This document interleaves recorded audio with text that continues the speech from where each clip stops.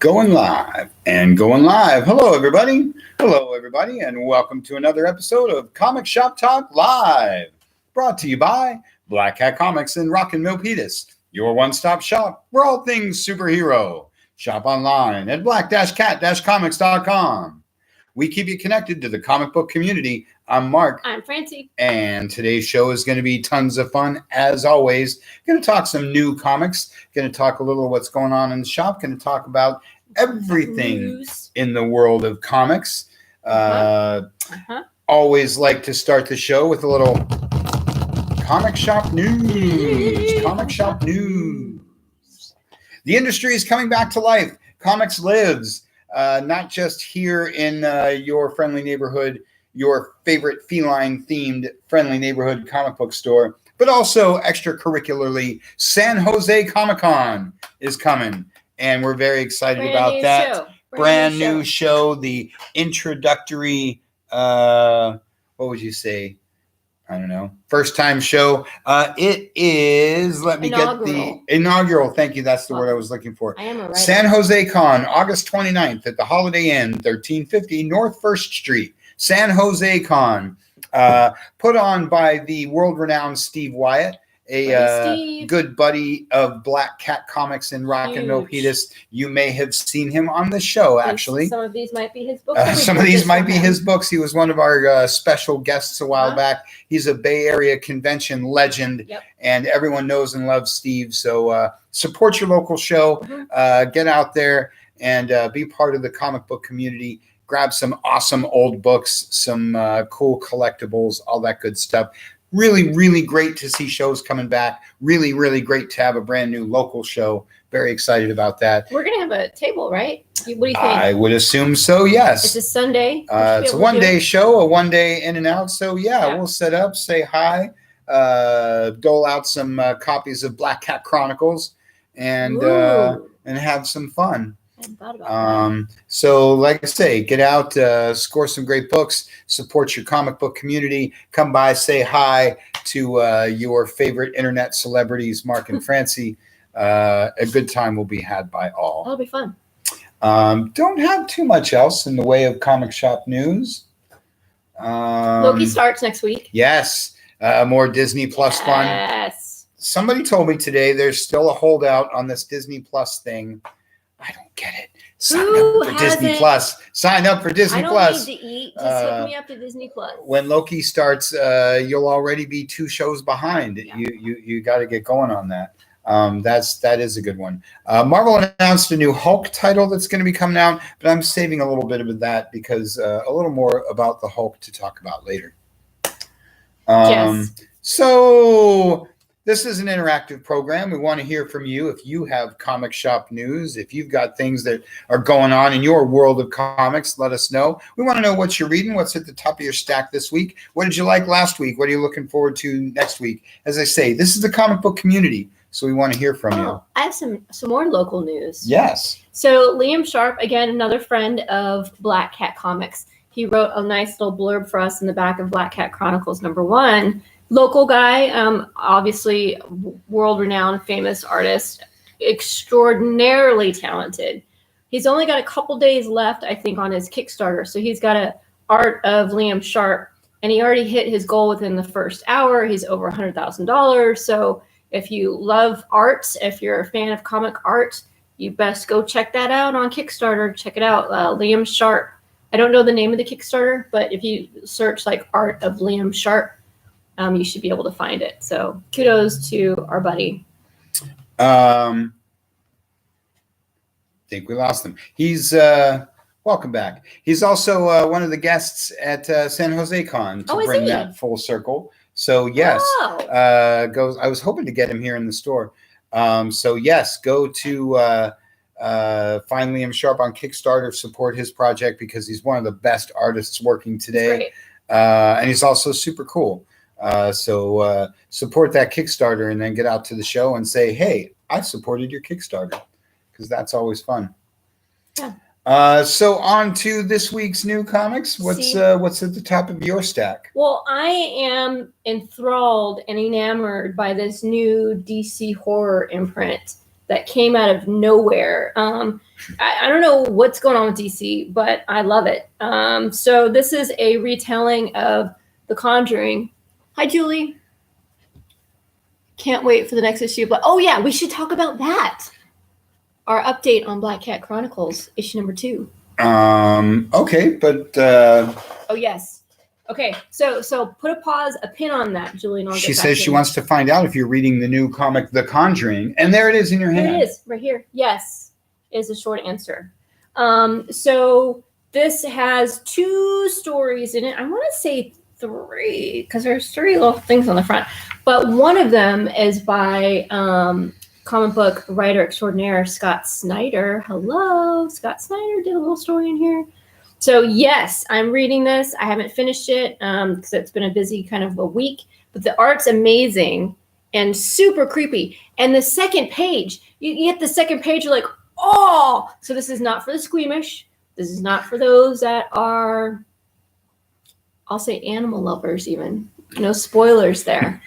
There's some violent stuff right away in page number 2. I don't want to know about a book that appeals to people that aren't animal lovers. Well, I know. Well, if you're overly sensitive, there you might go. Just then anything labeled DC horror is probably not for you. Yeah. I mean, I don't like it either, but there's stuff that happens there are bad things that happen to people That's what and makes animals. it horror, right? That's right. It's not gratuitous. So yes, I'm excited to dive into this and to see what else is going to come out of this imprint. I've got the new DC previews up on my screen on my other computer, so I'm going to dive into that to see what's coming out in the next 3 months. Hopefully more from this imprint. And this is a 5-issue mini. I don't know. Don't kill me. I have not watched the Conjuring movies. I know. But I am a fan and longtime supporter of Ed and Lorraine Warren and all about those guys. I'm hip to their jive. So I'm going to dive in. So I don't know if this is a completely separate story, if this is an origin story, if this is an offshoot story. I don't know, but I'm excited I think they're just stories that exist in that universe. Well, it's a true story. Oh. So the question is this also true? Ooh. Maybe Julie knows. Julie can chime in for us. So that's top of my stack this week. Well, while it's in that vein. Well, that's true. Okay, so if you pick up this one, you more than likely also picked up this one, Nice House on the Lake. So this is a brand new series by James Tynion the 4th, not the 3rd or the 2nd, or even the 5th. 4th. His Department of Truth stuff, I think he missed his calling. I mean, I know he's writing Batman and all, and that's good, but like his horror stuff is great. Like I think that's where he just like is on top of his game is in the horror realm. So haven't read it yet, but I am also excited to dive in deep, and the art's amazing.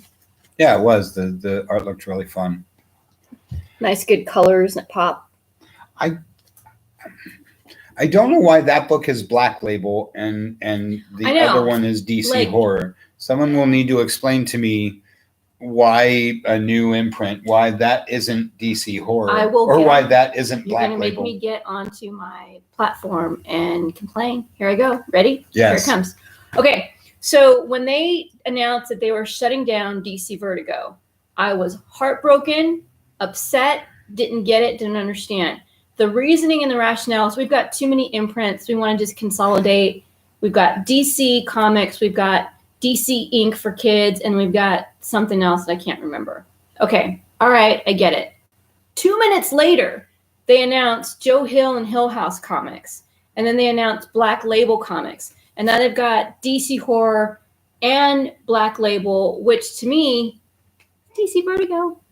Yeah. Well, and I don't know. I'm just confused. I get it. And why is Swamp Thing not one of those? And why is Swamp Thing neither one of those? Who's in charge there? Like I would get it if they had DC Horror and then Black Label was for the mature sort of Batman DCU stuff, right? They're doing Poison Ivy and like a Harley Marvel Quinn, Max kind of thing. Right? Like they've been doing, like they have Criminal Sanity and all that. So if DC Horror was for non-DCU stuff and Black Label was for mature reader DCU stuff, I would get it. But it seems like Black Label is for anything, and anything R-rated. It's like an R-rated. I guess so. Rating system. And then the horror thing is sort of horror specific. I will say, but how is horror not R-rated? On a funnier sort of note, I like how the title is Nice House on the Lake. The cover has no house and no lake. It does. It's back there. Well, but you mostly see this kid buried in bones. Yeah. The title sounds very nice. Nice House on the Lake. Aww. Sounds like a kid's book, like a little golden book. Nice House on the Lake. Like a summer getaway. And then you see the kid buried in skeletons. Yes, and you're like, please. Oh, that house doesn't seem very nice. I'll take that, please. But it's, as I said in the newsletter, this week is a really fun example of a little bit for everybody. I love something that does say DC horror on it. I love something that tells you exactly what the heck it is. There's this week has horror and sci-fi and classic superhero and a little bit of something for everybody, and I think that's a whole lot of fun. In fact, I'm going to start. Instead of my A list, I'm going to dig a little deep. You got a fat stack. I do have a fat stack because there's a lot of fun things to talk about. But I have to talk about Marvel Double Action, Heroes Reborn. Let me show you the whole thing. Heroes Reborn, Marvel Double Action, #1. There is so much to love about this book. I could spend the next half an hour talking about this book. I almost don't even know where to start.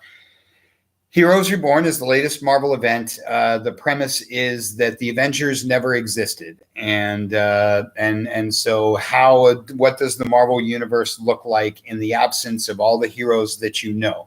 But the villains exist. Yes. And so it's a lot of what you know and a lot of what you don't. It's a really cool event. And that's the main book. There's a whole bunch of side books focusing on different characters.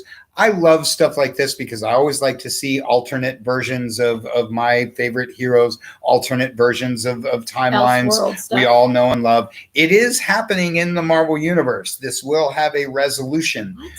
Yes, it is happening in the Marvel Universe. And somebody, I've already spoiled them in previous shows. They're already like 6 issues in. Blade remembers the previous. He knows how it's supposed to be, and he doesn't know why it's like this, but he's trying to figure it out. Some dumb time travel thing again. So we don't know what yet. But anyway, so I'm getting a little off topic from this book. So there's a bunch of side books that show you, again, the different versions of your characters, what's going on in this world. This, Marvel Double Action, is a comic book that exists in that world. This is a comic within a comic. It's a comic within a comic. Whoa. This is if you were living in the Heroes Reborn Marvel universe, you would buy this comic and you would be reading a Nighthawk book because Nighthawk is the premier superhero of the Heroes Reborn universe. How cool is that? That is cool. And then it gets even cooler because, as you see, maybe not everybody, but some savvy fans will recognize that as Amazing Spider-Man #122, the death of Gwen Stacy. But it's not Gwen Stacy. That's the Falcon. And so it's an homage within an homage. It just is so meta and deep, and that's awesome. And to top it all off, written by Tim Seeley, drawn by Dan Jurgens. If you've ever heard me talk about anything, you know that Dan Jurgens is one of my favorite guys. He's one of those guys that writes and draws and doesn't limit himself to only drawing what he writes, which is really fun. And speaking of DC Vertigo, Tim Seeley did a lot of really early titles for DC Vertigo. Tim Seeley is kind of a legend in his own right. And the last thing I'll say about this to sort of accent, that art. If you love old comics like I do, there's 1,000 little things in here that harken back to the good old days. Easter eggs. Well, like on the bottom here, it says originally presented in Nighthawk #106. which you always saw in old reprints. You'd pick up a book and you found out it was a reprint. It would just say on the bottom, original. Of course, there is no Nighthawk 126. Are you sure? Quite sure. And no hesitation there. They run the little comments. Back in the 60s, Marvel would print little comments on the bottom of the pages that would tell you about what was going on in other books, and they did that in this book. They replicated 70s comics in every way, shape, and form, and did it in a comic within a comic. Like I said, I could go on for the whole half hour. I had so much fun reading this book. Not everybody, people get event fatigue, and a lot of folks pass up on the side books. And at $5 a pop, I don't blame people, but make an exception and pick up Marvel Double Action. You don't have to read Heroes Reborn. You don't have to read anything. Just pick up the book and love it. It was a ton of fun. I just love when the publishers go way out on a limb. Obviously that's not going to be the hot book of the week, but it's a great read. What other Heroes Reborn stuff you got going on? Well, I don't have them in my stack, but, I'll say, since I'm on the subject, the main book, this is number 5. There will be 7. It's been weekly. So it's rolling out the week after number 7.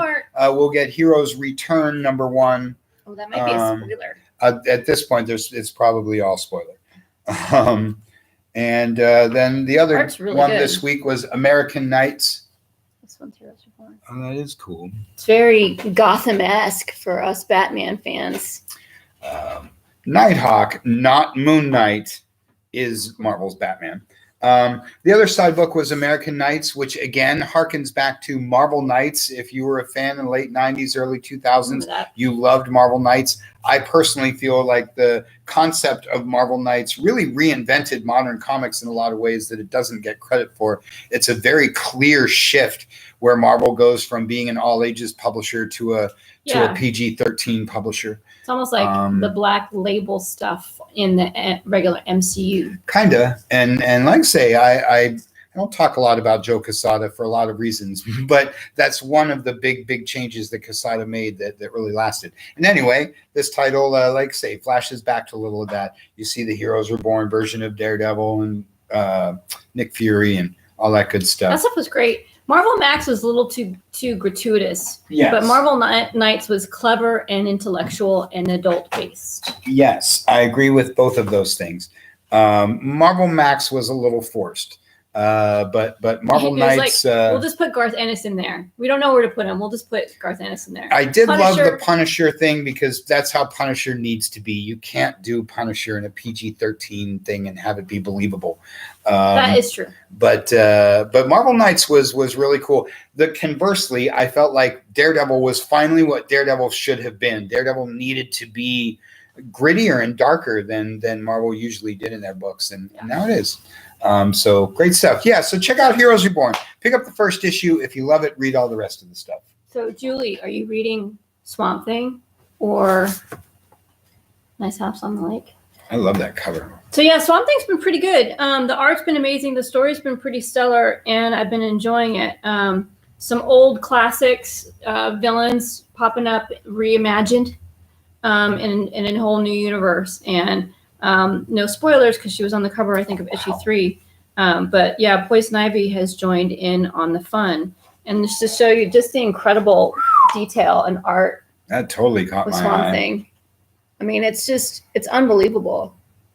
And it feels right. Like the art feels like the tone originally set by Len Wein and Bernie Wrightson. It's dark, it's gritty, it's out there. It's the art conveys successfully the mood of the book, which is again, Bruce Banner walking away on the highway like wah, wah, brings a tear to your eye. Depressing. That's one word for this book. Depressing. I like tragedy in my comics. It. There's nothing wrong with a little tragedy. It's what makes Peter Parker's life great when you're not Peter Parker. Love me some Swamp Thing. See? You get me, go. Julie. You get me. Check out the last episode of Causey's Classics to take a look at some Bernie Wrightson, Len Wein Swamp Thing. If you haven't already, Julie and everybody else watching who likes Swamp Thing, some of the best stuff I've ever read was the New 52.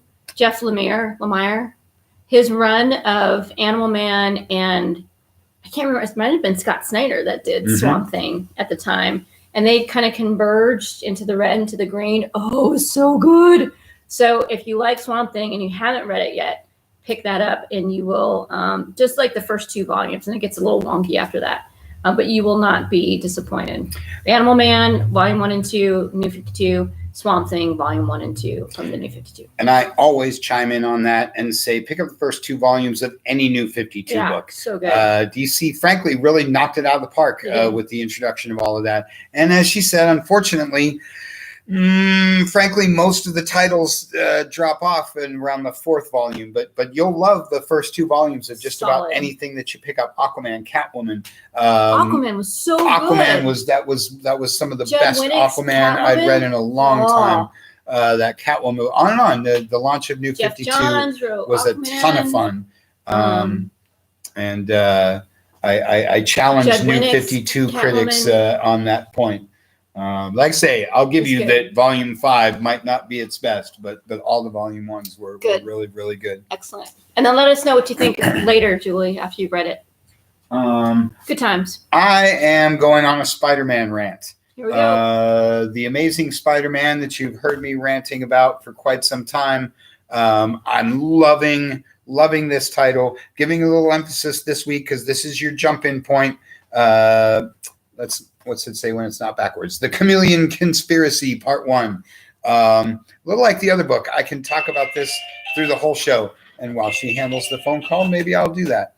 First of all, look at that cover. It's an awesome cover. The Chameleon, as many of you would know, is Spider-Man's very first supervillain. He is the villain in Amazing Spider-Man #1. And so I always love seeing the Chameleon come back. And it's a bit of a segue into what makes this book so much fun and Spencer's run so much fun. Look at what you just said about Swamp Thing. It is a perfect mix of everything you love about superhero comics. It feels just so classic. It feels like the best eras of Amazing, like the Hobgoblin era or the Gwen Stacy era, whatever it was when you were reading Spider-Man and you were like, this is awesome. It's action-packed. There's exciting backstories. There's dramatic tragedy going on with one of the side characters. There's a new villain. There's a classic villain with a new plan. On and on. And then, like I say, this is exactly that. It is Peter Parker as you know and love him, with new problems and new things that make his life miserable. He has, his old friends that you know and love, and they have new things going on in their lives. He's making new friends, and there are classic enemies, and there's like Norman Osborn, and he's got a new thing going on. There's new villains that are brand new and they're exciting. There's total D-list villains that he's made cool again. And that's another thing that I love about superhero comics. It's what made Jeff Johns' career, frankly. Before you heard of Jeff Johns, what he did was made Flash villains cool. Reborn. And what a lot of writers do is take those, like Purple Man, what Netflix did with the Purple Man, what so Bendis did good. with the Purple Man was genius. Purple Man was stupid until Bendis was like, no, you don't get it. Purple Man's the most messed up villain in the Marvel Universe. Chameleon. No, you don't get it. The Chameleon's the most messed up villain in the Marvel Universe. And so, like I say, it's a great, great time to either come back to Spider-Man, jump in on Spider-Man, or if you are a big Spidey fan like I am, you already know everything I'm talking about. Let's see the insides. Let's see. I mean, cool pencil work and great coloring and like I say, it's a little bit of everything. It's great stories, great art, and main characters and side characters, and everybody's got a reason for being there, and on and on. It's just a ton of fun. On that note, sorry, I told you I was on a Spider-Man rant. Go for it. So then we get Nonstop Spider-Man, also out this week. This is the 3rd issue of a somewhat new series. And what I love about this book is that it's the 2 pieces of the pie that aren't in Amazing. Amazing is like 10 pieces of Spider-Man pie, and it's delicious. But there's just a couple pieces missing from that pie. And then one of them is, let's take out all the subplots. Let's take out all the drama. Let's just have fast-paced action, man. Let's have Spidey and villains and saving the day, and let's leave all the other stuff for the other book. Non-stop Spider-Man. And what I love about it is, again, like the other book, takes me back to my day 100 years ago when there was Amazing and Peter Parker. Amazing Spider-Man was the book that had all the drama and all the character development and all the continuity and everything that you love about Spider-Man. I loved Peter Parker because it was just one issue of him punching Electro, and the next issue was him punching somebody else. Every once in a while, you saw him in class or something. But Peter Parker was just the action-adventure, Spidey fighting villains books, which was great for a 10-year-old. And that's what this is. And Bachelor art is always fun. It's a little specialized or something. It's the kind of thing that isn't for everybody, but like I say, if you love Spider-Man and you're reading Amazing and you're getting all the great classic vibe out of Amazing Spider-Man, but you need a little more Spider-Man, pick up some Nonstop and, like I say, just watch him fight cool villains and save the day, because it's always fun to watch Spidey save the day. And I'll say on a last little chime, it's a lot like Batman that we'll get to in just a minute. You can do anything with Spider-Man, and I really like when Marvel does things. You know, we got Spider-Man Life Story. We got Spider-Man, the What If one now, where what if Spidey was Venom? And he's just one of those characters that it's always fun to see in whatever sort of trouble they want to throw him into. So fun time to be a Spidey fan. Good times. Batman, Catwoman. Top of my stack this week. We're on issue 5. So yeah, this has been an amazing run by Tom King. If you liked Mask of the Phantasm, that movie that came out a la Batman animated series in the late 90s, you will absolutely love this. If you liked, the Batman Catwoman stuff that Tom King was doing leading up to the wedding, you will love this. If you love Tom King, you will love this. If you like Catwoman, you will love this. I mean, the art is just... Okay, that's not a spoiler. It's just amazing. Clay Mann is someone to follow artistically. If you don't have this person on your radar, add him, because he is just unfreaking believable. And Tom, I'm spoiling it for myself because I haven't read it yet. Tom's writing is just absolutely superb, and his Rorschach, holy moly guacamole. Next one comes out next week. I cannot wait. The last issue was like, no way, dude. Nothing more fun than a no way, dude moment in comics. Reading along, I know it's not this week, but I just have to share. Reading along, issue 8, and you're like, oh man, it's messed up. Oh man, it's messed up. Oh man, that's messed up. What are they doing to these guys? And at the very end, the last page, you're like, what? It was, I did not see that coming. So he's great with the last page cliffhangers. I knew I would be piggybacking on all of your Batman today. This is one of my favorite books. I know everybody makes fun of me because I have a million favorite books. And as much as I always talk about Marvel, I've been saying my 3 favorite books right now are Batman, Batman Catwoman, Batman Superman, and Batman Legends of the Dark Knight are 3 of my top titles. I haven't read that one yet. It's in my stack. This is so much fun because Tom King is a comic book writer. Yeah. The way he time jumps, the way he writes in a way that he knows what you know. He feels what you feel about these characters. Like I say, if you're any kind of Catwoman fan, set Batman out of this. If you're any kind of Catwoman fan, you need this book. She's true. She's more prominent than Batman in this book. Yeah. Well, and there's moments that are just so great. That one thing I love. He gets the character for sure. Right, and I one thing that's great in comics is a writer that totally gets it, and when they use a character in a way that no other character can be used. Catwoman's been around for 80 years, for every day of Batman. And yet not all of her stories have been told. And like I say, you see aspects of her character in there that she just nails it. So good. And anything that brings the phantasm into comics is super cool by me. Mm-hmm. And we want to hear from you guys. What's on top of your stack? What are you loving? What are you reading? Correct. What's your favorite books, favorite creators these days? Correct. Do you want to keep on the theme? Batman.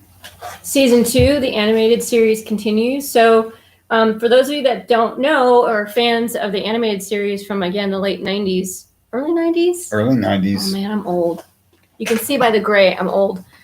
So the same creative team that wrote and kind of directed those episodes is writing comics, right? And so we've got the trade, the collected version of the first series. Is that just Season the first 6? 1? Or is it the whole thing? I think it's 1 through 8. It's the whole thing. 1 through 8? I thought there were 12.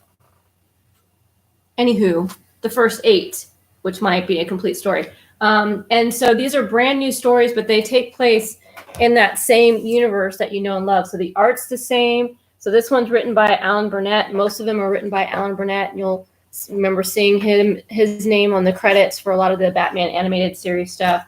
So these are characters that they didn't get a chance to explore. Other villains, other allies in the Gotham universe. Like Red Hood. Right? And like so Dead Man there on the cover. Well, Dead Man had a couple of awesome episodes in animated series. So it's great fun. So if you liked the animated series, pick up just kind of like this one, right? This is kind of a tie-in from the animated series. Pick up this issue. It just started this week with issue number 1. You won't miss out on anything if you didn't read the first season. You can just pick up on season 2, or if you want to check out the first season, first trade's on our website also. I mean, come on.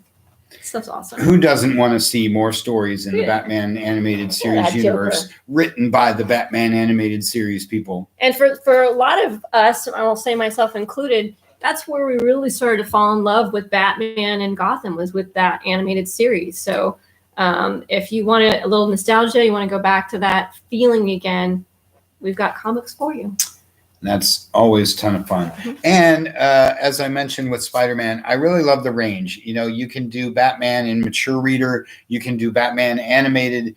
You can do Batman in space, Batman in the ocean, Batman in the Wild West. And somehow it still works. It somehow still totally works. And again, like Catwoman, you can't do that with every character. You can't take Aquaman and put him wherever you want and do whatever you want. I mean, Paul Dini's in here. But you can take Batman and tell all kinds of great stories. And yeah, and that one, seeing like Deathstroke and different things was especially cool. I wonder if, so it's just Paul Dini and Alan Burnett, it looks like, for season 1. I wonder if they're ever going to get Joe R. Lansdale to do some comics for it. Little Jonah Hex. Do the Jonah Hex one. Oh, that'd be so amazeballs. That would be really great. Amazing. But like I say, who doesn't love that universe and doesn't want to see more stuff in that universe? CC. What to do? Well, just because it's here, I don't want to go all into it, but I mentioned I would. This is Immortal Hulk. Like Amazing, I talk about Immortal Hulk all the time. This is number 47. I started pitching this book with every breath that I have because of those amazing Alex Ross covers. Look at that. Totally worth $4 just for the covers. But then I read it, and it's awesome. It's a really cool and interesting new take on the Hulk. You're way too late if you're just getting into it. There is no jump-in point in this series. That's why I talk it up.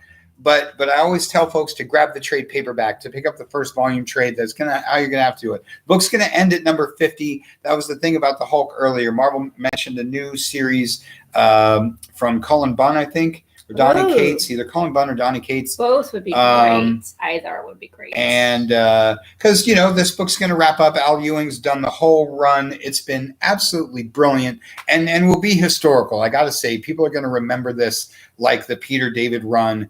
Like the Simonson run on Thor, people will say, wow, there was the Lee Kirby, the this, and now that. I really think it's just an awesome book. I hope you've been following it like I have. If not, pick up the trades. As I say, it's going to be wrapping up at I think number 50, and then new Hulk book will launch. Didn't want to go all into it, but read Immortal Hulk because it's freaking great and the covers are awesome. And you said it has a horror bent, right? Yes. So it's sort of what makes him immortal. When Bruce Banner dies, he comes back as the Hulk. Oh, that's messed up. So it's not like he's changing into the Hulk. He just is. He So it's even kind of zombie-esque or something. And a lot of things have happened in the 47 issues, but that's sort of how it starts. And that's sort of how it sucked me in, was like, oh, this is really dark. Oh, this is really cool. And it just felt like if Lee and Kirby had to reinvent it today, that's sort of the original concept of how that would be. It sounds like a Greek tragedy. Kinda. Well, like I say, in the 60s, everything was, nuclear bomb and horror ensues. And nowadays, everything's more Zombie apocalypse or what have you. Pandemic. Like I say, I wasn't going to go all into it, but it's awesome. What I did want to go all into was War of the Bounty Hunters. Okay. Is that issue 1? I forget. This is issue 1. There was a Zero Alpha issue, which was freaking great.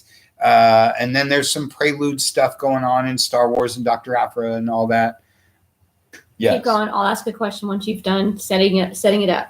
Throw out the question. Well, so this takes place after Carbon Frozen Han Solo has been taken by Boba Fett on his way to Jabba the Hutt. Correct. Okay. That's the premise. It's basically right at the end of Empire Strikes Back. My question is, do we get new bounty hunters? Do we get existing bounty hunters? Yes. You get the best of both worlds. Okay.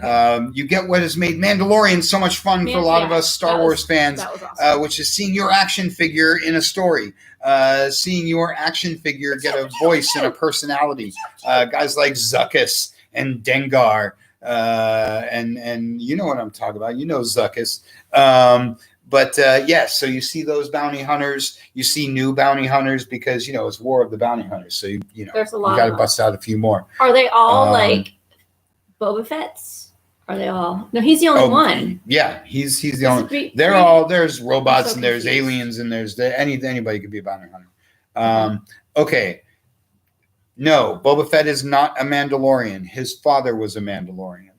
Just thought I'd throw that out there. Django was the Mandalorian. Boba is just a clone with a mad obsession of his father's religion. He's not actually a Mandalorian. Just had to chime that in. Fascinating. So, anywho, everybody loves Boba Fett. All Star Wars fans love Boba Fett.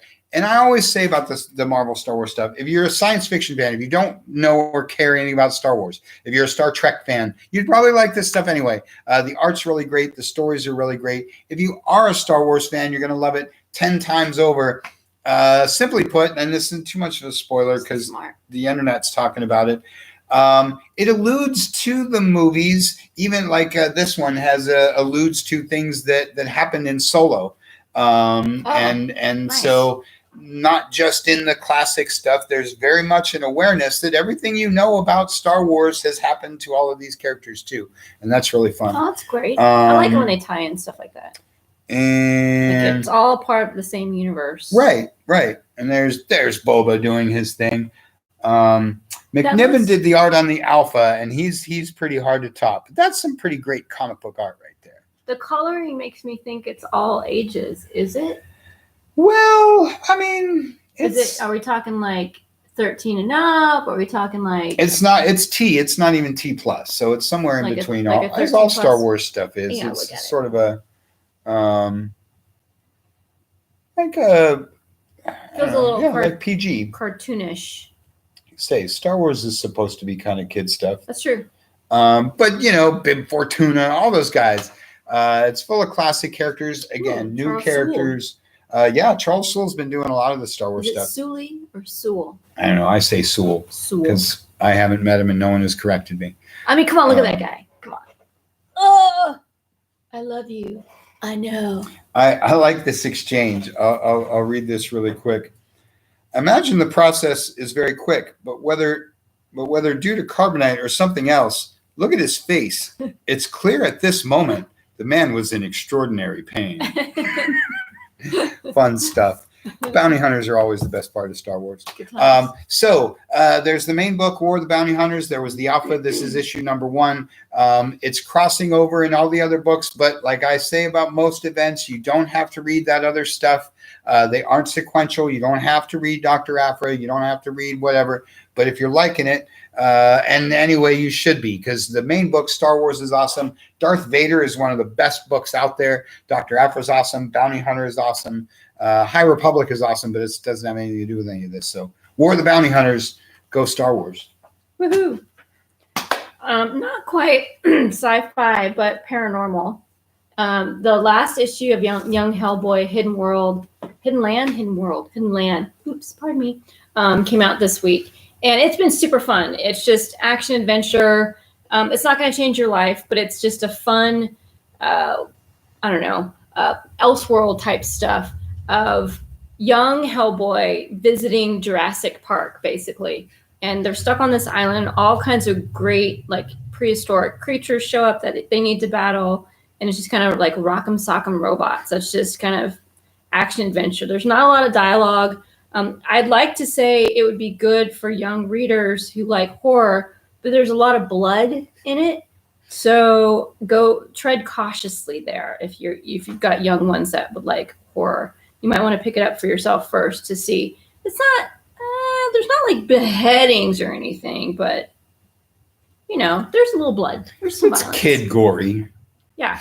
I don't know what's appropriate for kids these days, since I don't have any kids of my own. I don't know. It does say Hellboy really big on it. Yeah, but it's, they're, as a youngster many, many moons ago, I wanted to read horror stuff, but I couldn't because it was all too adult. So we need more all ages horror stuff. And this might be a good option. If you have an edgy kid, some kids are cool that way. Get them started early. Anything on your lists? Anything before I chime in on my last book? Let somebody else talk, Causey. Here's your chance. All right. And I'm jumping to the Justice League. Love me some Justice League. Got to throw it out there. I know I always talk up Justice League, but Bendis took over. It's the only book he's doing right now, as far as I know, and the only book he's doing for DC, and that's a lot of fun. I know he has his critics, but I'm not one of them. And I think writing team books is really what he does very well, because he's really good about what I said earlier, about not writing everybody as Superman or everybody as Batman. It's Wonder Woman's Wonder Woman and Black Widow, or Black Canary is Black Canary, and all like that.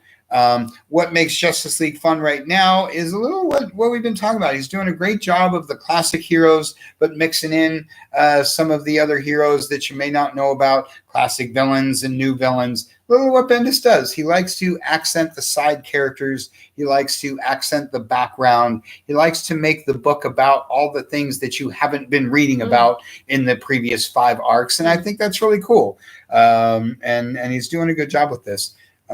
Show you. Go ahead. A little. What's that? That's some great art. Oh, Black Adam getting whomped on. Fun stuff. Of course, they're trying to incorporate Black Adam more into the DCU because, well, he's the Rock. Coming out.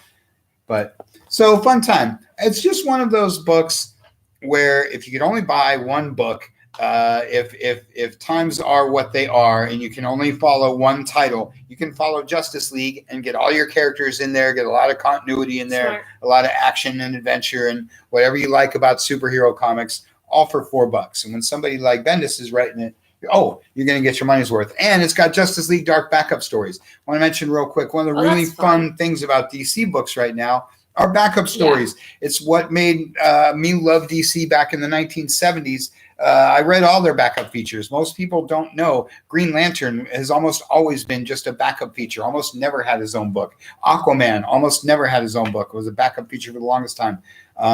Justice League Dark, all the different DC books have a cool backup feature, so check those out. I have a question. Yes. Do you think Bendis will start writing Batman at some point? Or do you think this is it and he's done? That's a fascinating question. I mean, his run on Daredevil was so epic, and he clearly could write Batman really, really well. I think DC would be shooting themselves in the foot if they didn't give him an opportunity to write it. I find it curious that they have him under exclusive contract and he's only doing one book. I find it a little curious that they canceled Young Justice. They haven't given Naomi a book. DC Young Animal. That was the other imprint I was thinking of. He was in charge of all that stuff. That was Wonder Comics. He was in charge of Wonder Comics, another one of their imprints, which was Wonder Twins, and again, Young Justice, and a couple other things, and that's not a thing anymore. Yeah, and she's in Justice League now. And so, like I say, it's mildly curious that he doesn't have another book. So he could be writing it right now. That's exactly what I was going to say. What that usually tells me, I've been at this a long time, and I've become very good at seeing the glaring omission. I'm very good at looking at something and seeing what's not there and being like, why is that not there? And usually the obvious answer is the correct one. And so, like I say, when I'm asking myself, how come Bendis only has one book? He's probably working on some secret project that they haven't announced yet. I will make a prediction right here, right now. The next DC hoopla, which I don't know when it is, sometime this summer again, right? DC event. Oh, the fandom? Yes. My guess is they will announce he will be taking over Batman then. Because Tynion wasn't supposed to be taking over Batman past like issue 100 or something, and he's already in like 118 or something, 108. They do like to shake it up. I think they made that clear with the Tom King run, that they don't want to leave anybody on a book too long. That would be amazeballs. I would like to see him take on a Bat title. Bendis needs to write some Batman. I'd like to see him take Wonder Woman too. Just because, I don't know, if you can write Justice League, you can write any of them. To be 200% honest, females writing Wonder Woman. To be honest with you, I'm sick of all these. That's what's happening right now. Good woman's writing it. Honestly, I think his character is probably the Flash. My guess is, I shouldn't say guess. That's too strong. Wilson is writing Wonder Woman. She was. I don't think she is anymore. I don't know things. I could see Bendis doing Flash more than doing Batman. Really? I see Flash being more his type of character. Really? Just a gut feeling. Daredevil, like, that was a Batman story. Alex Maleev, dark, gritty, streets of Hell's Kitchen, Gotham. You don't see that? I get the comparison, but maybe he's like, I've been there, I've done that already. That's what I say. That's kind of the vibe I get when I look at the DC pantheon. I see the Flash as being the kind of character he hasn't written yet. Because with Marvel, it was all a little of that. He was doing like Luke Cage and Jessica Jones. Jessica Jones did a lot. He does a lot of crime stuff. Spider-Woman. And the Flash is a that's his wheelhouse. Flash is a what do you call those murder detectives? Forensic. There you go. Forensic. I knew the murder fan would know. So there's that crime element, and that's the part of Flash nobody ever writes about. Flash hasn't had a job in 30 years. So anyway, I don't know why I even say that, but it just seems like, as they say, as I look across the pantheon, I'm personally really curious about Green Arrow. We're coming up on Green Arrow's big anniversary, and he has no active title. They're just now working him into Checkmate, that is a mini series. So that might be a thing. He might be taking on the launch of the next Green Arrow book. Batman. Because Green Arrow is also a glaring omission. There should always be a Green Arrow title. He's never like the top-selling book in comics, except when Kevin Smith writes it. But it's always a good seller, and people always like Green Arrow books. So there's your tip, DC. Get some Green Arrow going. And circling back to Julie's original comment, so just a quick update on Black Cat Chronicles issue 2. Script is done. Artist is working on it. I am waiting on a couple of pages, finished pages, and then I will start a new Kickstarter for that, hopefully within the next week or two. So keep an eye out for that. So be on the lookout for the Black Cat Chronicles issue 2 Kickstarter. Be on the lookout for San Jose Con. Find San Jose Con on Facebook 29th. And like that and get those updates, because it's going to be a ton of fun. And book an in-store appointment too. You want to talk about those? What's up, Imanic? Do I want to talk? Yes, I will talk really quick about that. Book an in-store appointment. So if you're local, or even if you're not, get in your car, drive a little bit, or do a virtual one. If you're not local, do it virtually. So want to chime in super fast to frankly toot our own horn. Yes, we're back open. The store is back open to the public, but we're open by appointment. You can make half-hour appointments Wednesday through Saturday at black-cat-comics.com. Click on in-store experience. And choose the time that's right for you. Just super fast. Why do I have to make an appointment? Okay. Through all the hubbub of last year, we shifted the vast majority of our operation online. The new comics go up there first. The web traffic is really taken off. We got out of state orders, out of the area orders. That's super great. So upon reopening, when thinking about what reopening looked like, we wanted to create a better experience for the customer, a unique, better experience for the customer. So we give you guys the ability to book a half-hour slot and have the whole store to yourself, have my attention, my undivided attention. He doesn't answer the phone. He doesn't check his email. He's open the door to people. I'm not doing other work. I'm not answering the phone. None of it. And why do I bring all this up? Because people are really enjoying the experience. The reason I want to throw it out there, to be 200% honest, when we initially talked about it, I thought it would be very temporary. And I thought that all of the curbside people would shift to in-store, and then there wouldn't be enough in-stores and blah, blah, blah. That totally hasn't been the case. The vast majority, everybody likes the curbside pickups. So lots of people are doing the curbside pickup. And the people that have booked the in-store are really enjoying the experience for exactly what I'm talking about. They seem to really like being able to walk around, look at everything undisturbed, not interrupting other people, not being interrupted by other people. They can ask me all the questions they want about whatever it is. So as I say, I wouldn't push it so hard, except people seem to really enjoy it. And so I think you would really enjoy it. If you miss being in the store, if you want to look at stuff that is not online, if you want to look at the old books, maybe there's trade paperbacks, there's stuff here that you might not find on the website, just want to hang out with Cause, book that in-store appointment. Go to black-cat-comics.com. Click on in-store experience. And like I said, if you're in New Jersey, we can do it virtually. Let's book one of those virtual appointments. We'll have one of those Zoom of Doom things, and same thing. You can take a look at the books. We can hang out and talk, whatever. What was the quote that guy said yesterday or the day before? It's like he won something. Yeah. He said he felt like he won something. He said, this is so cool. I've never had a comic store all to myself. I feel like I won something. That's cool. Like I say, I could go on all day about, the convenience and then this and that and why we set up the program. But I really wanted to talk it up because, like I say, I'm getting a great response from the people booking the things. And it's been fun. And it has been fun. Yeah. I've enjoyed the one-on-one and all that kind of thing. So like I say, take advantage of that because it's fun. So that about wraps us up for this week. As we say, you can tune in Wednesday morning for the new comic video as we show you what's up. And then everything goes live about an hour later at black-cat-comics.com. You pick up your books online or in-store. You get them, or maybe you get them shipped out. You read them through the week. You tune in on Saturday, and we talk about them because it's Comic Shop Talk Live. So thanks for watching. We'll see you next week. Bye, guys. Thanks.